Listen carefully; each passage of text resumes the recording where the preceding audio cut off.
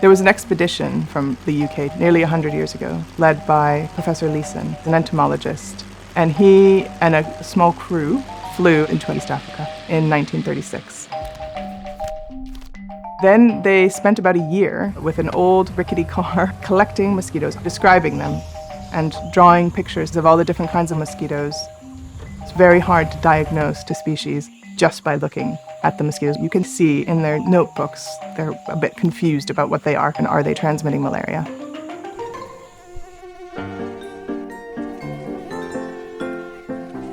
We have exactly the same questions now. We just have a better way of getting the right answer using DNA. Technology has moved incredibly quickly over the decades. The ability to extract DNA from mosquitoes allows us to see at unprecedented resolution what is actually going on in those genomes. We get a much better view of exactly how these mosquitoes are behaving in space and time.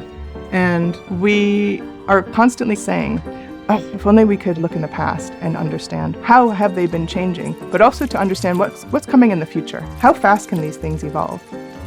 And it suddenly struck me, there are museums all over the world that have mosquitoes from 100 years ago, well before people started using insecticides to control them.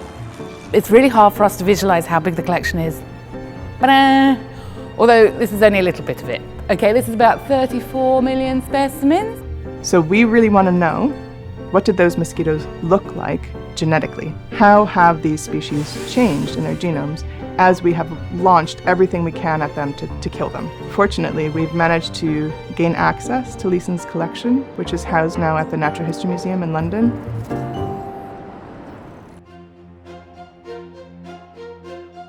We've been looking back in time at these mosquitoes genomically for the first time. You have to very carefully image it so that you know what it looked like before removal of its DNA. Then it goes into a rehydrator so that we moisten it up a little bit before we're about to put it into a liquid to release its DNA. Let's go for this one first.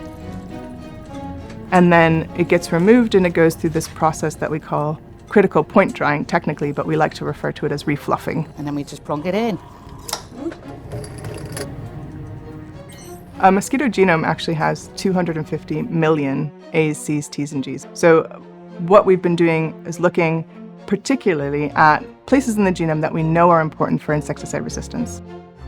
These mosquitoes, although they're only collected 100 years ago, they are actually quite genetically distant from what the current mosquitoes are, because many, many generations have happened in the course of the 100 years since they were collected. It's really bringing new life to these collections because we're able to look at these samples in ways that have been not possible before. Malaria is an incredibly difficult problem. The parasite that causes it is a really complicated organism itself, and the mosquitoes that can transmit it are also really complicated. The more we understand about the genetic complexity of parasites and mosquitoes, the better chance we have of developing tools that will actually work to eradicate malaria.